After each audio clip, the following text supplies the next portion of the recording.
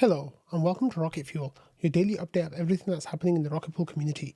My name is Wack. Today is December 18th. I'm sorry that I've missed a few episodes. Yesterday's episode was recorded with no audio, so yeah, I'm sorry about that. Anyway, we've got a jam-packed full episode for you with a bi-weekly update summary. There's stuff happening with the oDAO. We're talking about the Minipool queue. In staking news, we're talking about client updates, we're talking about Lido and EthStaker's survey results. On the Ethereum side, we're talking about a new L2 that's going to start. It's a big one, and a whole lot more as well. So let's get started. 10, 9, ignition sequence start, 6. So the place to start is with the bi-weekly update. And here we have that. So this was posted just over a day ago. Mav shared that, the RETH supply is down around 1.8% to 452,000 thereabouts. Minipool count is down as well to around 23,000. Node operator count is up to 3,759. Of course, this is a number that always goes up. It doesn't ever come down. The actual active node operator count is around 2,000, I think. I'm not sure of the exact number right now. But then with the smart node, we have a new version, 1.15.0 was released with R&D. Work on Saturn 1 continues. Right now, the team is working on the universal adjustable revenue split and working on a cow swap integration widget as well, which is really cool. On top of that, we have governance stuff. So GMC opened around 20 of grants. Also, we've got additional feedback on tree-gen improvements, scoring commentary and implementation suggestions for RETH Incubator are now live as well. With the integrations, we have Liquidity V2 will support RETH, DeFi project called Yellow will support RETH, yield farming protocol called Primex will support RETH, and FactorFi, a strategy protocol that will support RETH as well. So in media marketing, we have Prime V joined a community call to discuss pre-confirmations and further share info on the DAO governance forum. And Langers also spoke at the panel at DevCon. EthOS joined a community call for more information about Rocket Pool integration with DGen 1. The POAPs were available for everyone who joined the call via POAP Home. Latest DeFi update was available, and Flat Money protocol built on RETH crossed $10 million TVL. You're going to be hearing a lot more about Flat Money from me very, very soon. But yeah, thanks, Mav, for that bi-weekly update. That was really good. Okay, let's go to the Discord here. And next, we're going to be talking about the oDAO for a bit. So last week, we had a proposal from Blockchain Capital to leave the oDAO, and because it's been up for a week now, that the oDAO can start voting on that. The first oDAO member to vote on that was Beacon Chain, and then Superphase voted to remove them. After that, we've had Rocket Pool 1, 2, 3, and T remove them. So vote to remove them. So that is 7 out of 9 votes that are needed to remove them. And it looks like they're going to be leaving the oDAO. So yeah, that's definitely an interesting development. Here, Dr. Doofus wrote a forum post about oDAO issues, saying, is oDAO fatigue an issue? And he says, in the course of daily life, while minding my own business, I came across one of the people responsible for maintaining an oDAO node. In their opinion, the oDAO morale was quite low, in the sense that several of those in the oDAO no longer felt the work is worth the pay. They still love for Rocket Pool, but it takes work to run an archive node and perform duties, and over time it can get tedious. There was concern that it might not be too far in the future where rewards are not calculated in a timely fashion as disinterest sets in. So he says, I'm not advocating for anything at this moment, but I do see that many oDAO were brought in with the scale of payment that has since greatly been reduced, and now might feel stuck, not wanting to bail on Rocket Pool, not feeling it's worth the effort. So it says, before mobbing anyone, no offense, please reflect on this and the future near and far of the oDAO. It says, is there a way to lessen the burden? Is inferior archive data possible? Should oDAO pay be increased? And should oDAO be given bonuses for performance? It says, don't flog the messenger. This is just the introduction of a discussion that will take a while to sort out and elevate how true it is, but it's better to stay on top of such potential issues. So this has not had any sentiment feedback yet. It was only posted a couple of hours ago. However, Noshua responded with responded to some of the ideas on trading. So he actually pulled out information from the oDAO charter saying that the oDAO should actively communicate with the Rocket Pool community at large. It's recommended that the oDAO explain their votes, including the reasoning and due diligence behind them. It's recommended that the oDAO have forums where they can discuss with the Rocket Pool community at large. Examples could be live town hall meetings, quarterly Q&A, forum threads, etc.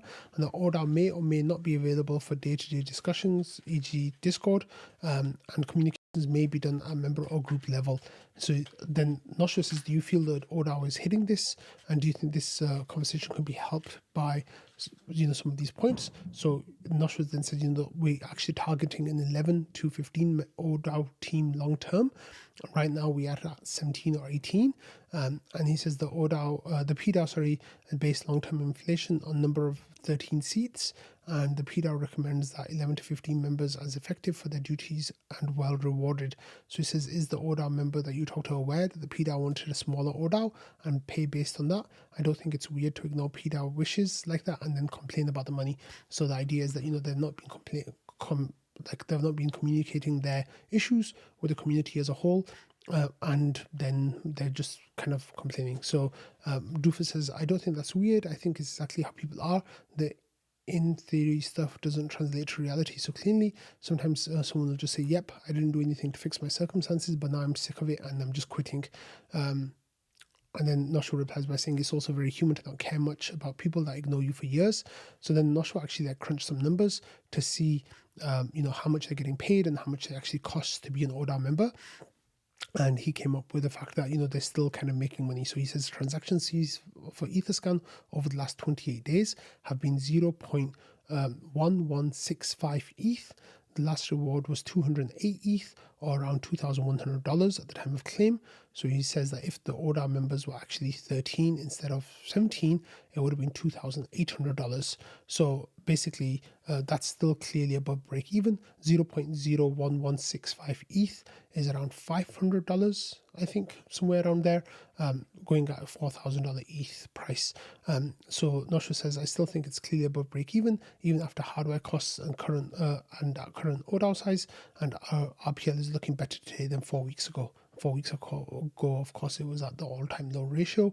So at that point, things were not looking that good. But there's a lot more in this discussion. If you want to follow along with it, you can follow the links below and get that information. Okay, let's talk about the deposit pool. So the deposit pool has hit 537 mini pools in there, and the pools that have been waiting the longest have been waiting for a month now.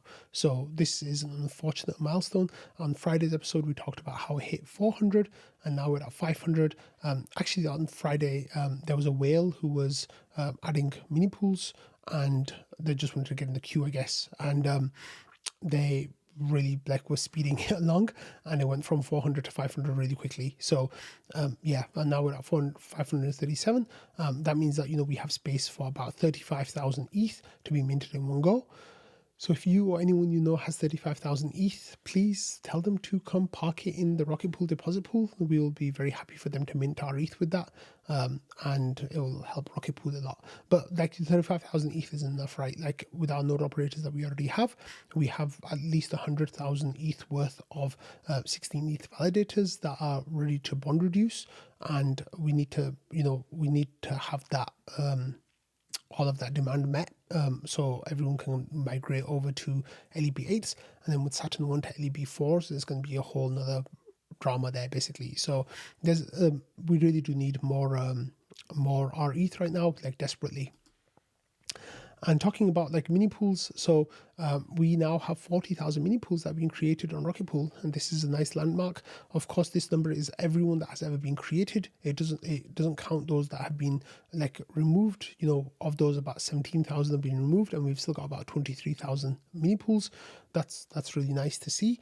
But I really want to get that number up to 100,000 if possible, as soon as possible. Okay, let's talk about some protocol on liquidity now, and this is about the IMC putting up RPL and our ETH into a pool that people can use to swap in and out of RPL. So we've been talking about this for a while in the IMC, and we're starting to do that now. So Val gave an update saying that I would tend to use the claimed fees for additional protocol on liquidity. So the fees were 2.4 ETH and 410 RPL. This is our first send to the execution multisig was half an ETH and 165 RPL. The second one was 0.65 ETH and 100 RPL. We still have another 1.2 ETH and 140 RPL planned. So this is now going through, and you can see that it's being added to this pool. So the thing is that, this is quite a small amount of liquidity, but the really good thing is that we this will grow, right? Like, it's not going to get smaller. Like, this is not something that gets spent. So as time goes on, the IMC will keep adding to this, and I think that it's going to end up looking quite good, maybe after a few months. So here Val says updating the total. So he says we've still got more planned to go there. Halula said, why are we doing this in small steps? So the execution wallet that the IMC is using is a 1 of 3 sig multisig. So it has trust elements involved.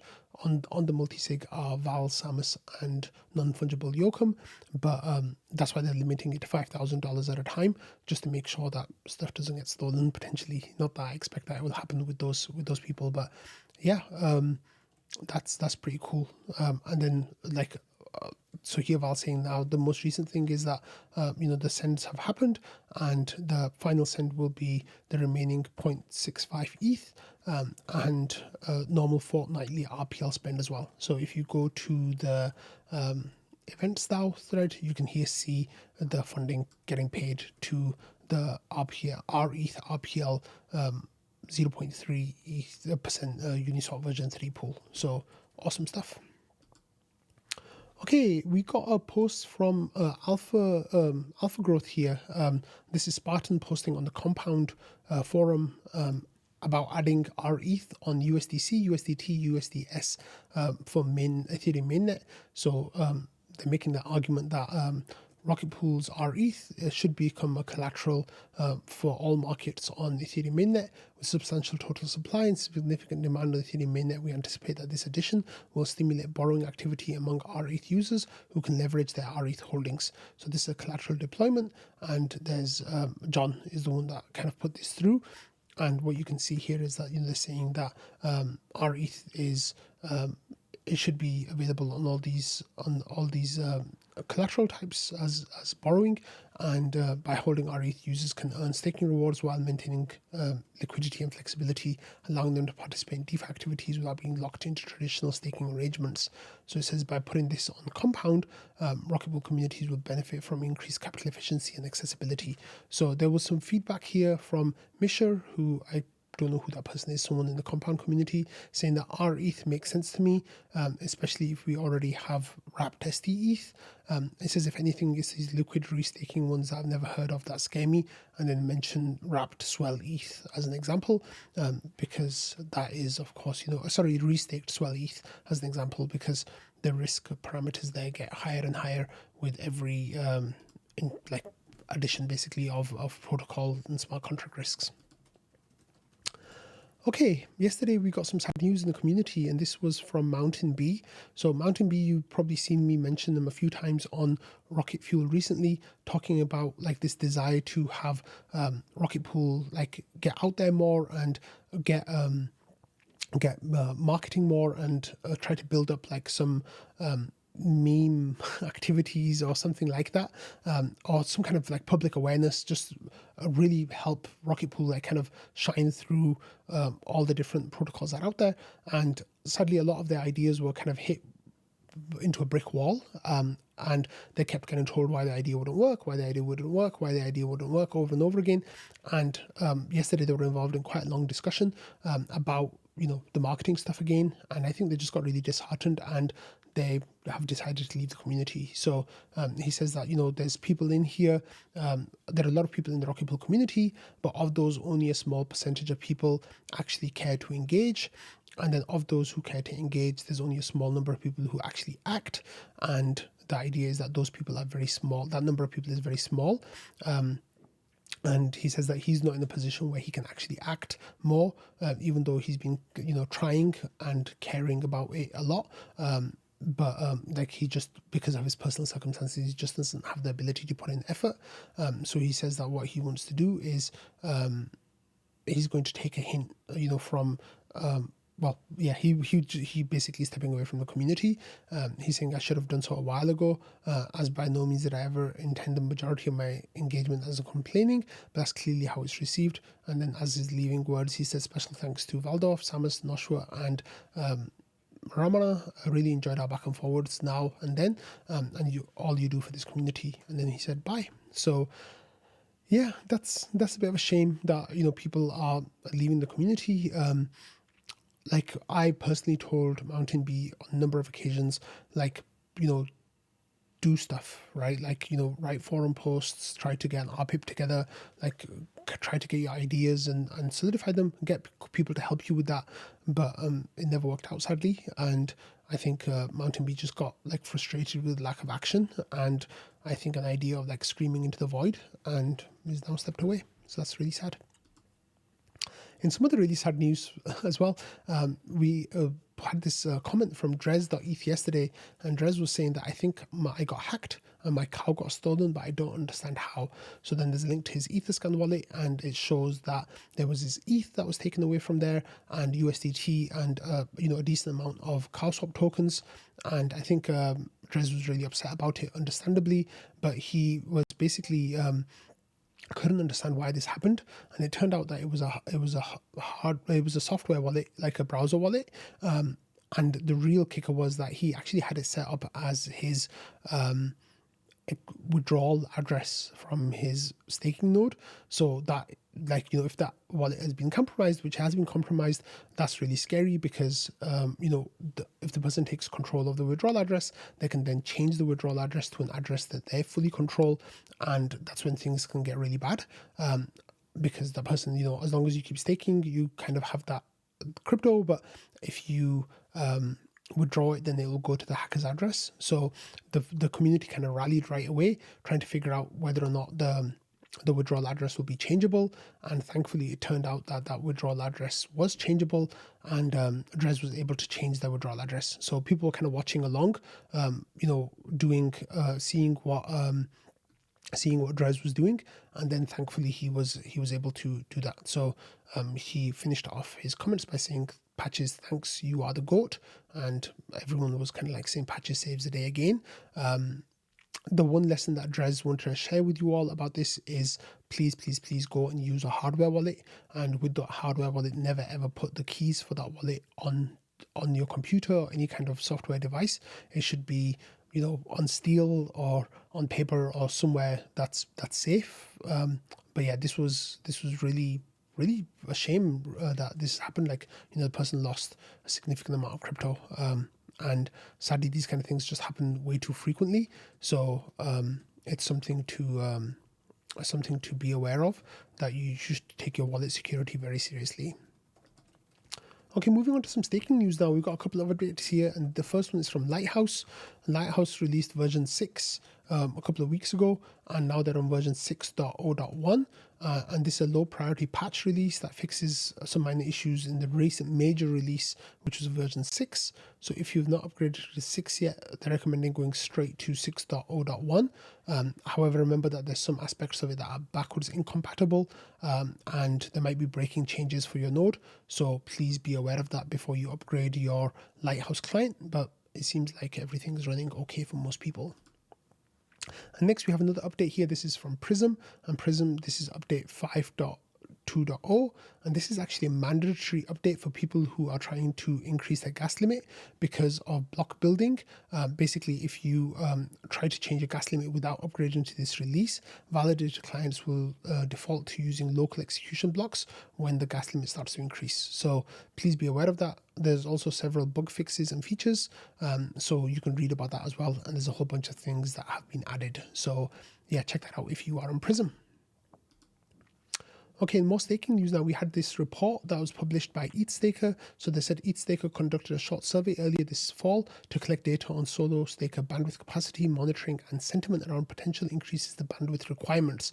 Here are the results. So if we have a look at the results, they've got this survey that took place, and they kind of talked about how there were 125 people who responded, and of those, the vast majority were home stakers, and they have some concerns about bandwidth and things like that. So this is 90% of the respondents were home stakers, 56% of the people track bandwidth usage, majority of them use Grafana, followed by modem apps and ISP tracking. About 55% of home or partial home stakers expect increased bandwidth usage to have an adverse effect on their ability to run node from home. Adverse effects expectations rise by download speed range and upload speed range tiers as both speeds decrease, with the trend more profound for upload speeds. So if you have a look over here, you can see how people answered questions like, do you run a node from home? Do you track bandwidth usage? How do you track bandwidth usage?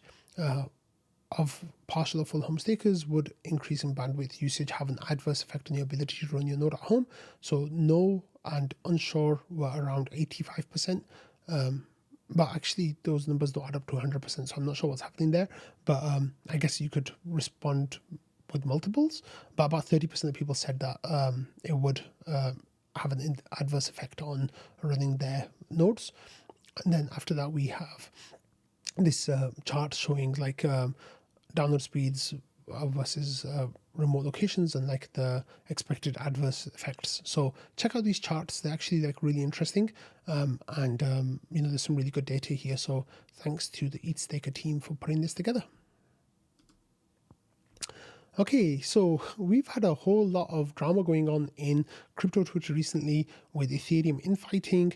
After Max Resnick left the Ethereum community to go to Solana, there was a lot of fallout from there, with some people saying that we're driving away developers, other people saying that Max was a spy all along anyway, and there was a whole lot of like fighting back and forth within the community about how we should be approaching Ethereum development, how we should be approaching Ethereum growth and changes. And Llama on the Brink here, Millie, had a point about where some of this tension might have started, and they're actually pointing it back to the social layer drama from 2023, when the whole of the Ethereum community kind of got together and tried to limit Lido's growth to 1/3 of stake, and basically saying that this was they went too far with this, and they shouldn't have done this basically, and that it kind of left things. It kind of left things in a bad state. So he says, I'm partially guilty too. I naively thought the social layer was doing its job. I was dead wrong. It's made a sign of weakness rather than a show of strength. It's a kink in ETH's armor. He says, don't get me wrong, I believe that LSTs undermine raw ETH as censorship resistant money, but unfortunately the treatment was worse than the illness in this case, and it was to the detriment of the chain. So he says, the STETH has been below 33% since then, but it's not the victory we thought. He says one could argue that as soon as ETH starts performing BTC for sustained periods again, this trend will reverse and STETH could approach 1/3 stake. So the problem hasn't been solved. And yeah, there's a whole lot going on in here, but basically Millie here is talking about how this was like a self-inflicted wound on the community, kind of highlighting this area that maybe didn't need to be highlighted at that point. But this actually spurned a whole discussion. There were 44 replies here. Dimi from CSM talked about how he's trying to make Lido more permissionless, and that he's proud of his work. Data always shows that it wasn't just necessarily the social layer kind of getting Lido to limit, but it was also restaking that made Lido get smaller. And Millie then says that actually makes it worse. And then there was a lot of other takes back and forth. But there are a couple of ideas that are loosely related to that I kind of want to pull out. So here, Dankrad says, Lido uses reputation of operators and has lower capital requirements. That's why I won against Rocket Pool. I don't think anyone in the Beacon Chain design team made decisions based on their bags. Delegation was mostly harmed because the committees were thought to be essential for sharding. One was hard to do with unequal validator sizes. And then he goes on to say, but there were also strong ideological bias against it, and I agree that this was a major mistake we made. So this was in discussion back and forth with Gabriel, with Lexnode, and with Millie as well. And Jasper then commented as well on this thread, saying that Rocket Pool launched with and still has zero permission operators, greatly hindered our growth. Lido is 90%, which is actually like 96.97% backed by reputation. And Jasper says we didn't compromise and we paid a price for that. Also, the RPL tokenomics were bad, but we have since fixed them. And, Gabriel says, I didn't mean any criticism of Rocket Pool, by the way. Just think this was an aligned solution Vitalik showed early support for while proof of stake was being designed. And Ethereum social layer is very messy on such issues. So, yeah, Jasper says he was just adding context. But then Jasper came out with a couple of spicy tweets about Lido. So he says that Lido adds little to no meaningful security. Ethereum, since 90% of STETH is backed by the reputation of companies that are vulnerable to exploits. So he says in November 2023, InfoStones was exploited for their private keys. In May 2024, Nomadic downloaded a malicious freeware that impacted their keys. So he says that basically he applauds the push with CSM and DVT, but 36% of operators run 96% of their stake, and this is marginally useful.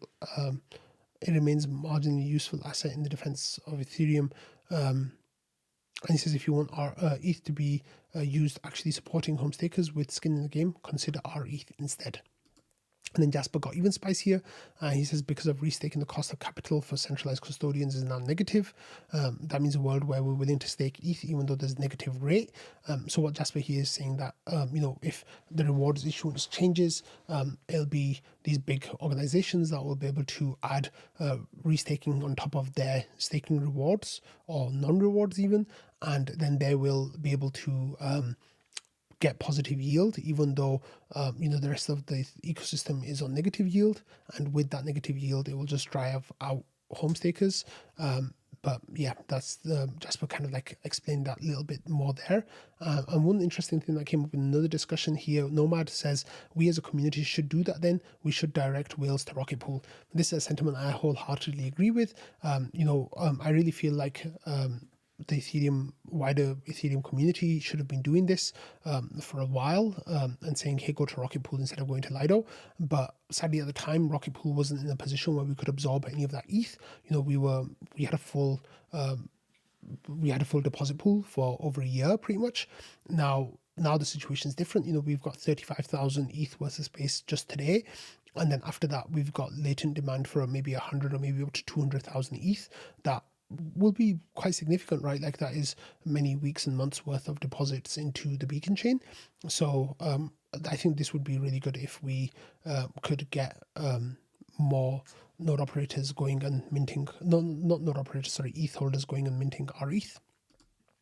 So on the topic of Lido here, they are actually putting through this proposal to increase the size of the CSM and also to make it permissionless. So currently CSM is working on a whitelist. There's thousands of addresses on that whitelist, so it was quite open to anyone who'd been staking before the merge, I think. However, they now want to expand that. It was also 1% of the protocol, and now they want to make it 2% of the protocol and make it open to anyone. So they've got some information here about why they think this is good and how they think it will help Lido become more decentralized, etc., etc. The vote is very strongly passing. It is this had 40 million votes pretty much, and pretty much all of them have been 40 million have been for this proposal, and 86 votes out of 40 million have been against it. So that's something that has been quite strong that this is going to go through. So that'll be interesting to see what the consequences of that are. There was another discussion that Nixon and Jasper were getting up to here, saying about what it would be like if we had ossified permissionless non-upgradable LSTs, and would there or would there not be a threat to Ethereum consensus at 100% stake ratio. And Jasper was saying that he doesn't really think that arguments are that strong because they if they get to maturity they can be they can be good enough.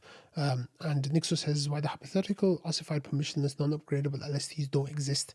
So Jasper says they don't currently, but I think it's reasonable that they will eventually. Nixo says, I don't think it is with the current trajectory of LSTs. We haven't seen governance relinquish control of any aspect of an LST's history. It would be rather altruistic for one to do so when there's steady passive income to take a cut off and influence to be had over Ethereum. And then Jasper said that's pretty reasonable, I'm not gonna lie. So yeah, there's issues for like LSTs in the long term that people are working on and trying to get them fixed. And within that, there's other issues as well. So yay. Okay, moving on to a lot more positive news, kind of. Francesco here has a tweet saying that the latest Ethereum stats show that Nethermind is powering nearly 50% of nodes, overtaking Geth, which is at 38%. This is while this highlights Nethermind's strength, it raises important questions about client diversity.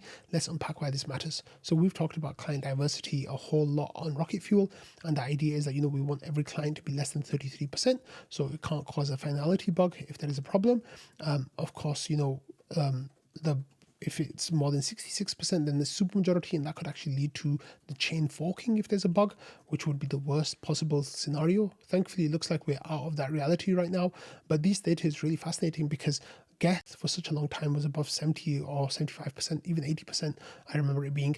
And, the whole community, kind of like that Lido, case, the social layer was really on this and saying that, we need to diversify our stake, we need to use minority clients, and people like Superphase and EthStaker and others like that were like real champions in pushing this ahead, where it seems like it's swung a little bit too far the other way.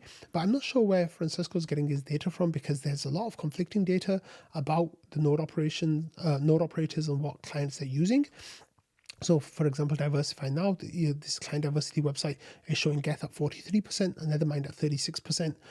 It's showing Prism at 34% and Lighthouse at 31%. So here the client diversity looks really good, much better. It's still Prism and Geth could still cause finality bugs, but on the scheme of things, that's tiny. The trend is good here. So I think what we need to be telling people is like, hey, go use Bisu. If you're not using Bisu, then use Aragon and Reth. I think will come up in the next few months. I think it's getting better and better every day. I think they're still in the alpha version, but they're getting better every day. So I presume Reth will start taking some of that market share away as well. And hopefully we'll get much better and healthier client composition on Ethereum. Okay, and this is kind of funny. Mig was Mig the evil one in the Rocket Pool Discord, and the reason why he was evil was because he was still using Geth, even though people were telling him to stop using Geth.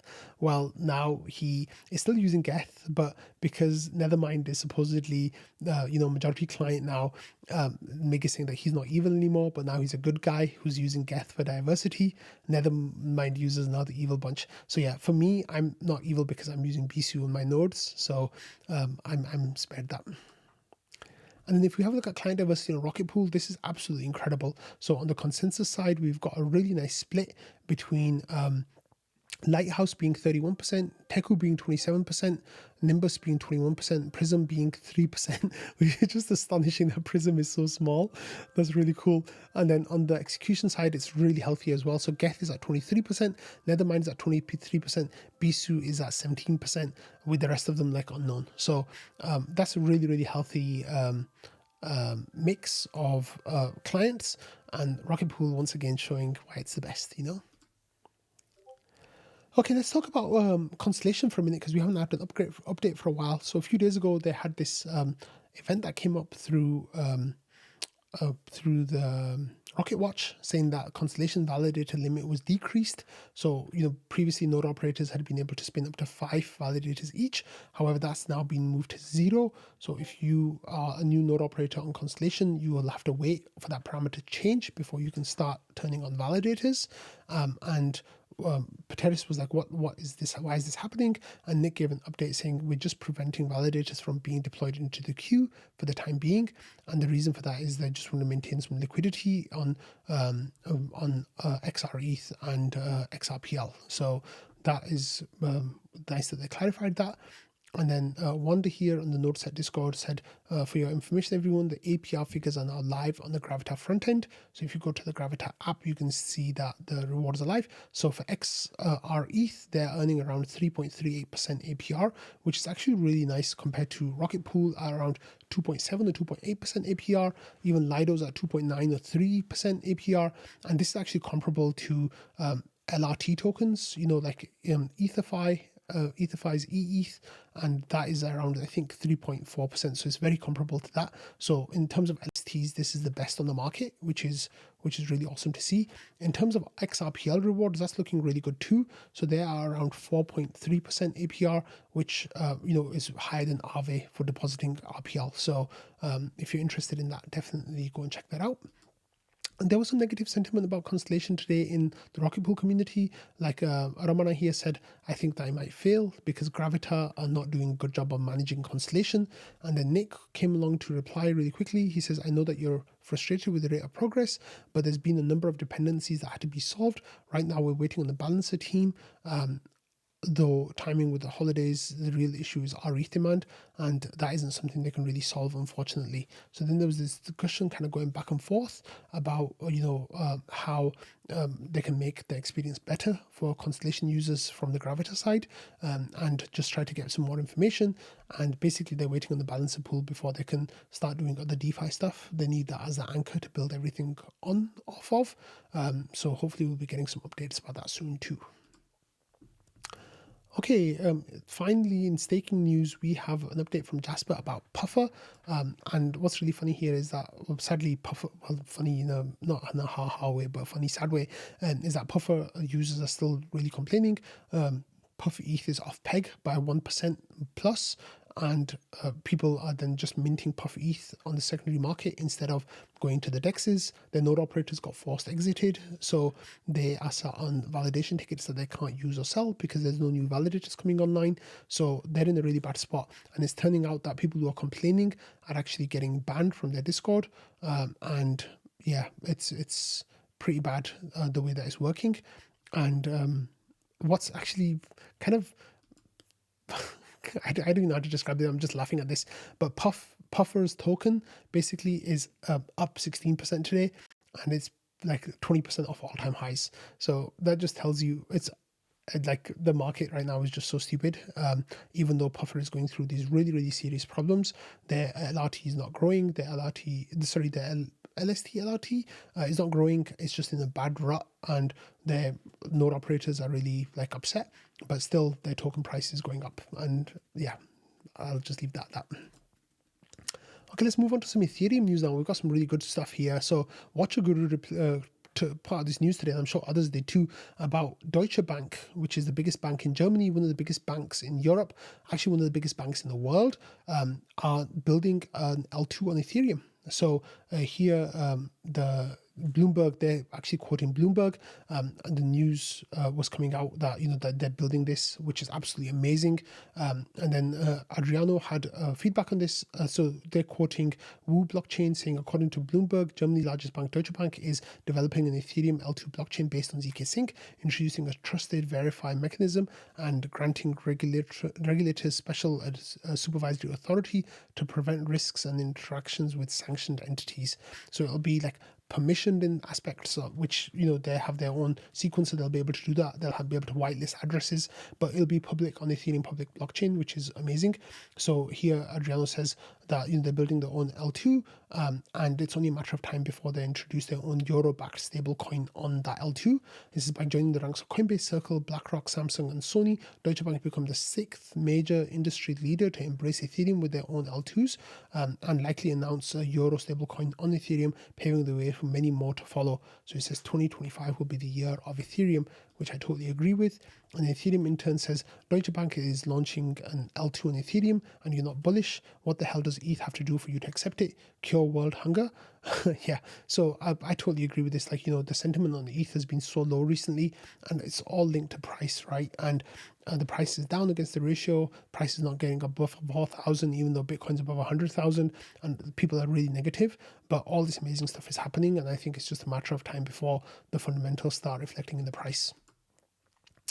Okay, Ryan Sean Adams here is giving us a reminder of ETH is money in one of these discussions that I was referring to earlier, with heated exchanges on Twitter. He says that, they're wanting to get the true propaganda group for ETH is money. So they want it to be non-profit and funded by holders. And this is not a bankless thing. We need ETH soldiers who get shit done, and the DMs are open. So this is the ETH is money. You can join here. It's about sending out the message of ETH being money and looking at this website that I've shown on Rocket Fuel before. But this is, a joint partnership with Bankless, Daily Gwei, and Grow the Pie. And there's a whole lot going on here. So if you want to get involved, reach out to people with that and get recruited. Okay, so there was an interesting discussion going back and forth about Base. So Jesse was happy that Base has 1 million ETH there now, and how they want to keep growing. And Matthew's M team says that basically you need to get to stage 1, and you're not there yet. And Vitalik is basically going to stop talking about you guys if you're not stage 1 by January 1st. And then here, Dono from L2B said that luckily the Base team are very serious people. I've already spent several weeks helping them designing stage 1, which is very close to being deployed, and that Donna is bullish on Base. So that's really good news about Base, being one of the biggest L2s on Ethereum, is now getting closer to being stage 1, and hopefully by the end of 2025, all of them will be stage 2.